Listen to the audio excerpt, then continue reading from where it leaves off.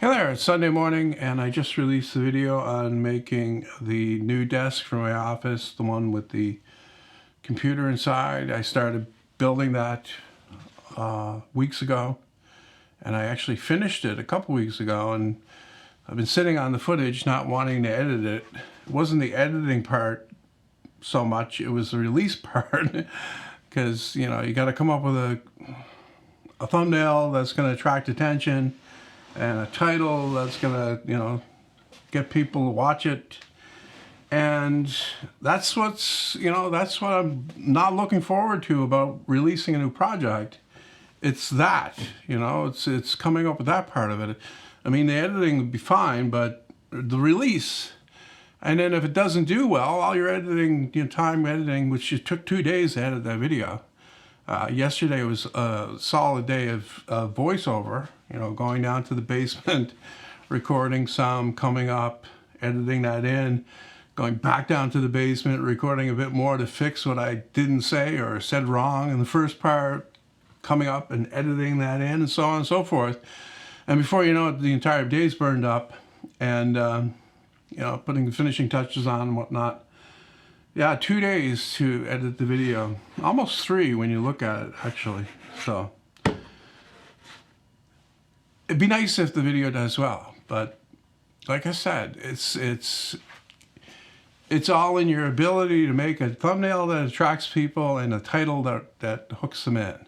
Clickbaity or not, something that intrigues them, that makes them watch.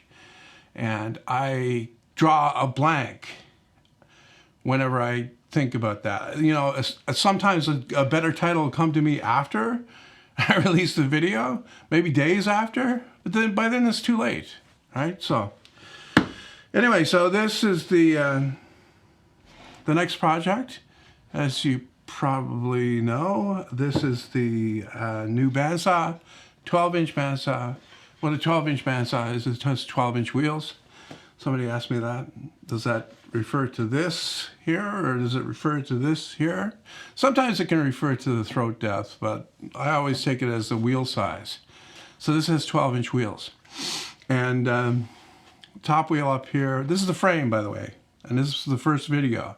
Building this and building this doohickey on the back here, which is still kind of a question mark for me. And that's the reason why I did the desk video and release it this week, when I was really going to do this and release it this week and hold on to the desk video for some longer time until I could actually think of a title that might work for it.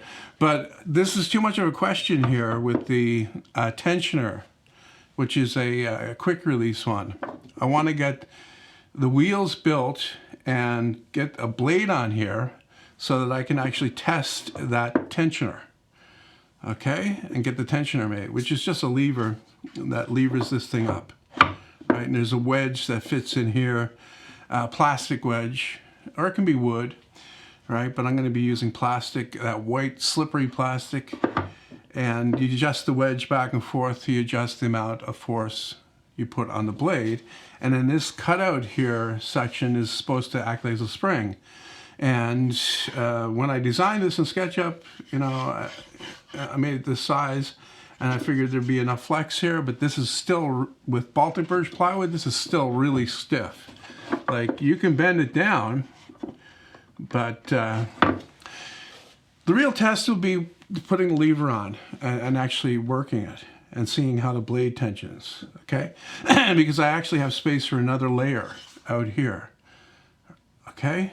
So if it's not stiff enough, I can add another layer. I have to add another layer at least out here anyway, but I'll add it all the way over, and it'll glue on over here solidly onto this, and it'll be able to flex up and down over here.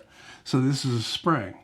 Now I'm also getting some spring from the frame itself, but this would be the main one right here. And this is the big question that I need to get answered before I release the video, the first video, because I want to get the plans done before I release the first video, which the further I get into this and the further I get into the plans, I realize that that may not be possible because I simply hate making plans.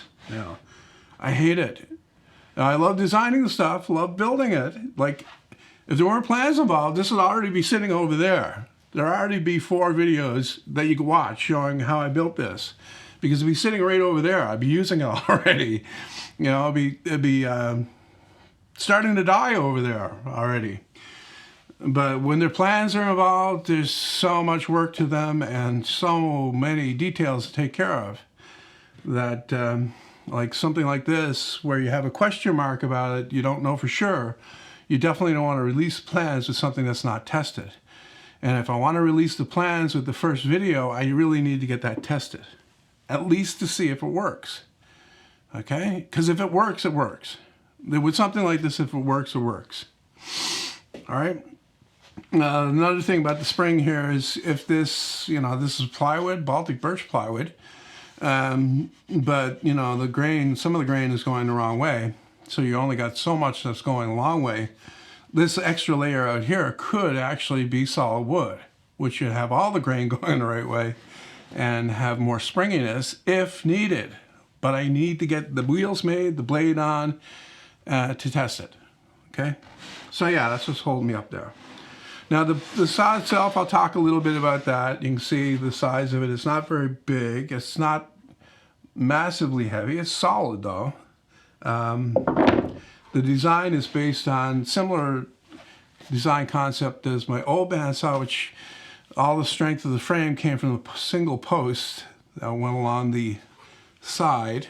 In that case, it was a 2x3 steel post. You know, 1/8-inch wall steel post, so pretty strong. This case is what's known as a box beam. So you have it's a post, but it's hollow, and it's plywood on both sides and on each edge, and it gives the strength this way, so that, you know, it resists pulling down, and it also resists twisting. Okay, so that is strong enough, in my opinion, for a 12-inch saw. You know, a bigger saw, 16, 20-inch, you want to either fill this up completely with solid wood maybe, and make it bigger, right? So you get the strength there. But this way it makes it easy, because the back panel is all, like, this is the most complex part on the whole thing, is this single back panel here with all these cutouts. But once you get that cut out, you know, everything else falls in line. I mean, everything else is straight cuts, right? The only other slightly complex thing is this, which there's not a whole lot to that either. So yeah, that's what I was shooting for, something that would be easy. Not easy, I say easy, but relatively easy for the average worker to put together. Okay, so that's where we're at. That's what I'll work on this week, getting the wheels made, which will be 1/2-inch, 2 layers of 1/2-inch Baltic birch again.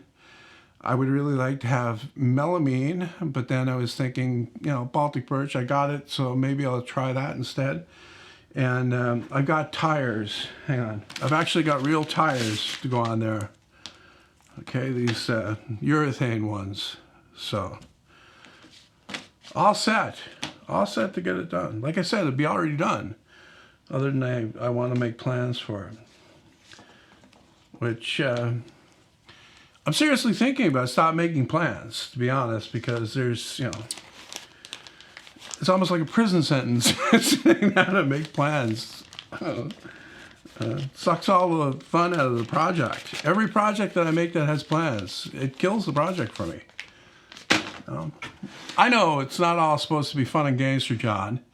It is a job after all, right? So, I don't know. We'll see. But, yeah, this is going to be good, I think. And first video will be next Sunday. So what do you think? It's pretty cool, I guess. Oh, man, I wish I could go back in time. I'd take state. This is pretty much the worst video ever made. Napoleon, like anyone can even know that. You know what, Napoleon? You can leave. You guys are retarded.